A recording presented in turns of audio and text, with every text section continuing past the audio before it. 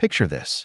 You're sitting at your kitchen table, filling out your college financial aid form, and you see the words Pell Grant. You've heard it's free money for school, but here's the twist. Not everyone gets the same amount.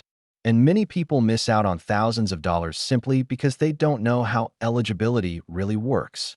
But what if I told you there are a few simple, insider tips that could help you qualify for more aid and keep that money in your pocket instead of paying it back? Let's unlock the secrets behind Pell Grant eligibility and find out how to maximize the amount you get. Number 1. What exactly is a Pell Grant? Think of the Pell Grant as a gift from the government to help low and middle-income students pay for college. It's not a loan. You don't pay it back. The grant is given by the federal government and managed by the Department of Education. It's mainly for undergraduate students who haven't earned a bachelor's degree yet. In the 2025 to 2026 school year, the maximum Pell Grant award is over $6,000, depending on your financial need, your cost of attendance, and your enrollment status. For example, a student named Emily who attends a community college full-time might get the full amount. But her friend Jason, who goes part-time and has a slightly higher family income, might only get half that. So the key takeaway: the Pell Grant isn't one size fits all. How much you receive depends on your situation, and we'll get into how to make that work in your favor. Number 2. How does the government decide if you're eligible? Here's where it gets interesting. Pell Grant eligibility is based on something called the Expected Family Contribution, or EFC, but now it's being replaced by a new term, the Student Aid Index, or SAI. Don't let the fancy name scare you. It's just a number the government calculates after you fill out your FAFSA, the free application for federal student aid. This number tells colleges how much they think you or your family can contribute toward your education. The lower your SAI, the more aid you can get. Let's break this down with an example. If your family earns around $30,000 a year, your SAI might be very low, maybe even zero, meaning you could qualify for the full Pell Grant. But if your family earns around $80,000, your SAI could be higher, reducing the amount you receive, or even making you ineligible. So, filling out your FAFSA correctly and early is crucial. It's literally the key that unlocks your Pell Grant. Number 3. The FAFSA, your golden ticket. The FAFSA isn't just a form. It's your connection to thousands of dollars in potential aid. Yet, every year, millions of students skip it. According to federal data, over 30% of eligible students never submit their FAFSA, and they miss out on free money. Don't be one of them. Here's a little tip. You should fill out your FAFSA as soon as it opens. For most years, that's in December for the upcoming academic year. The earlier you apply, the better your chances of getting maximum aid, because some funds are awarded on a first-come, first-served basis. Also, double-check your information. Something as small as a typo in your social security number or income can delay your application, or worse, reduce your aid. So, start early, check twice, and submit once. Number 4. Know the income limits and how they work. One of the biggest questions students ask is, how much income is too much to qualify for a Pell Grant? There isn't a strict income cutoff, but generally, if your family's adjusted gross income is under about $60,000 a year, you might qualify for at least some Pell Grant. If it's below $30,000, you could qualify for the full amount. But here's a lesser-known fact. Your income isn't the only thing that matters. The government also looks at your family size and the number of siblings in college. For example, if your family earns $70,000 but has 3 kids in college at once, your SAI might drop enough to qualify you for aid. It's not just about income. It's about your full picture. Number 5. Dependency status. It could change everything. Your dependency status on the FAFSA determines whether your parents' income is included. Most students under 24 are considered dependent, meaning their parents' financial information must be reported. But if you're over 24, married, a veteran, or have dependents of your own, you're considered independent. Here's why that matters. An independent student with little or no income could qualify for a full Pell Grant, even if their parents are well off. So if you're on the edge of independence, timing your FAFSA filing after you meet the criteria could be worth thousands of dollars. For example, Sarah, who turned 24 in January, waited until after her birthday to file. That single decision made her independent on the FAFSA, and increased her Pell Grant by nearly $3,000. Number 6. Full-time versus part-time enrollment. Your Pell Grant amount also depends on how many classes you take. A full-time student receives 100% of their eligibility. A half-time student gets around 50%. So, if the full award is $7,000 and you only attend half-time, you'd receive about $3,500. Here's the catch. Dropping classes after the semester starts can lower your aid or even make you owe money back. If you're planning to go part-time, that's okay. Just understand how it affects your Pell Grant before you decide.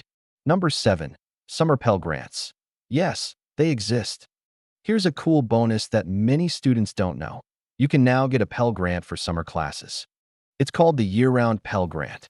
Basically, if you use up your full Pell Grant during fall and spring semesters, you can still get up to 150% of your regular amount if you take classes in the summer. For instance, if your full award is $6,000, you could receive an extra $3,000 for summer courses. That's free money to help you graduate faster and save on living costs by finishing college sooner. Number 8. Schools matter too.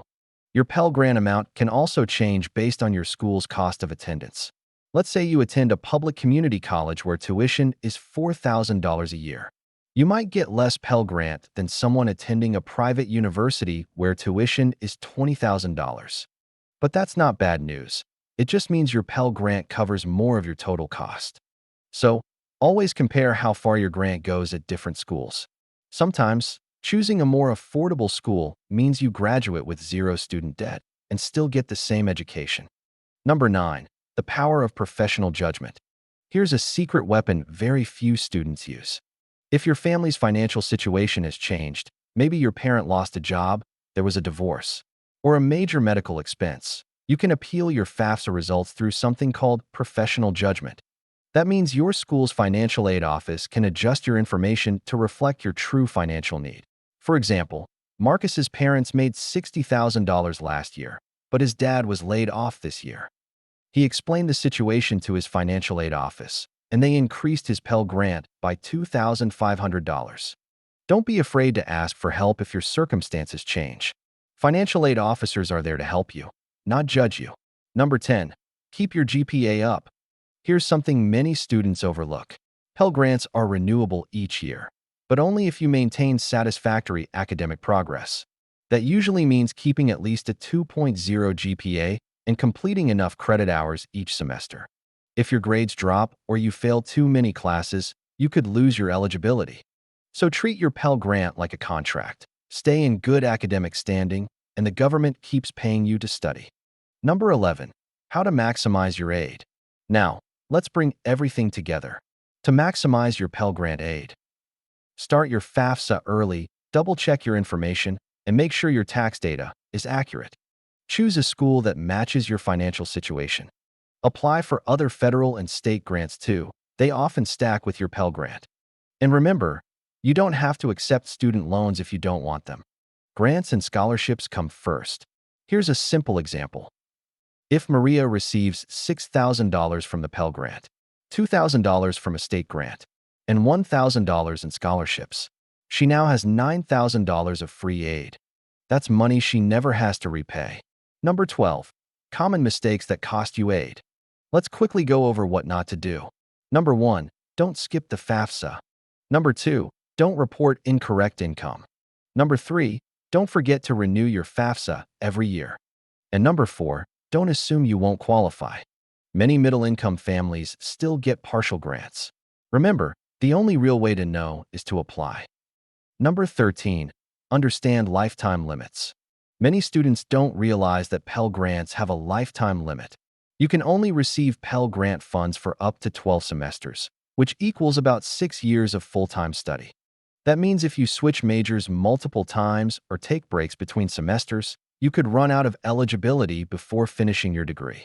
For example, if you attended community college for 3 years and then transferred to a 4-year university, you'd have only 3 years of Pell Grant eligibility left. So, plan your academic path carefully to make sure you graduate before your limit runs out. Number 14. Use the IRS data retrieval tool.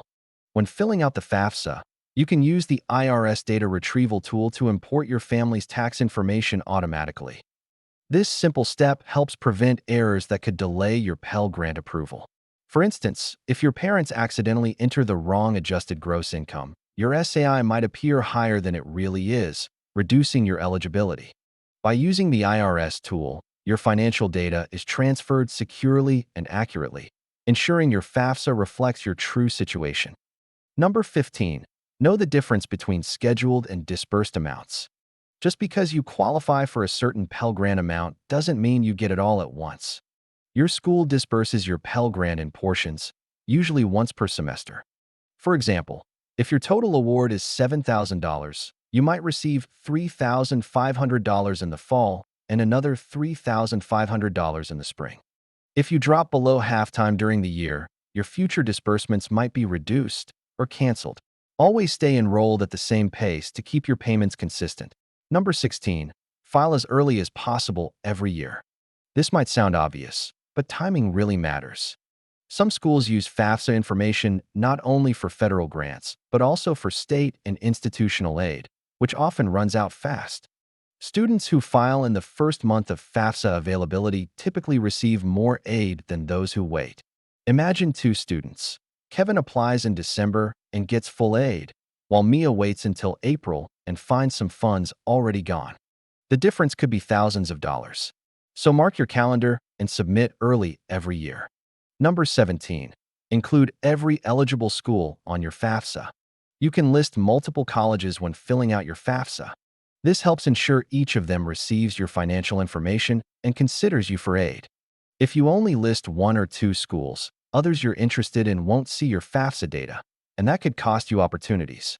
Let's say you apply to both a local community college and a state university. By listing both on your FAFSA, you keep your options open and ensure both schools evaluate you for maximum Pell Grant eligibility. Number 18. Don't forget about special circumstances. Sometimes life doesn't fit neatly into the FAFSA boxes. If your family's financial situation changed after filing taxes, like a parent passed away, divorced, or faced medical bills, you can update your FAFSA through your school's financial aid office. This can help you qualify for more aid that reflects your current reality. For example, after her mother's illness led to high medical expenses, Jasmine submitted a special circumstances form. Her college reviewed her case and increased her Pell Grant by nearly $1,800. Your story matters, and it can change your eligibility. Number 19. Combine Pell Grants with other programs. The Pell Grant isn't your only source of free aid. You can combine it with other federal programs like the Supplemental Educational Opportunity Grant or with state-based scholarships. If your total aid exceeds your tuition, the extra can sometimes go toward books or living expenses. For example, Daniel received a Pell Grant and a state grant together, which covered both his tuition and his housing. That's how you turn one opportunity into a full ride. Number 20. Watch out for enrollment changes. If you add or drop classes after your Pell Grant has been disbursed, your aid could change. Schools adjust your grant based on your actual enrollment status. So if you start as a full-time student but later drop to half-time, you may owe part of your Pell Grant back. To avoid this, finalize your schedule before classes begin. It's one of the simplest ways to protect your aid and avoid unexpected bills. Number 21. Don't ignore verification requests. Sometimes, after you submit the FAFSA, the Department of Education selects your file for verification. This doesn't mean you did anything wrong. It's a random process used to confirm your information. But if you ignore or delay responding, your Pell Grant funds could be held up or canceled. For example, if your school requests copies of your tax returns or proof of household size, submit them as soon as possible. Quick responses mean faster payouts. Number 22. Know when you have to repay. Although Pell Grants are free money, there are rare cases when you might have to pay some back. This can happen if you withdraw from school early or drop below half-time enrollment after receiving your funds. For instance, if you got $3,000 at the start of the semester and withdrew halfway through, you might have to repay a portion of that amount. So, before making big enrollment decisions, always talk to your financial aid office first. It's better to ask than to owe. So now you know the secrets behind Pell Grant eligibility and how to squeeze every possible dollar from it. But here's the question. If there's free money waiting for you, what's stopping you from getting it? Let me know in the comments. What part of the Pell Grant process still confuses you the most?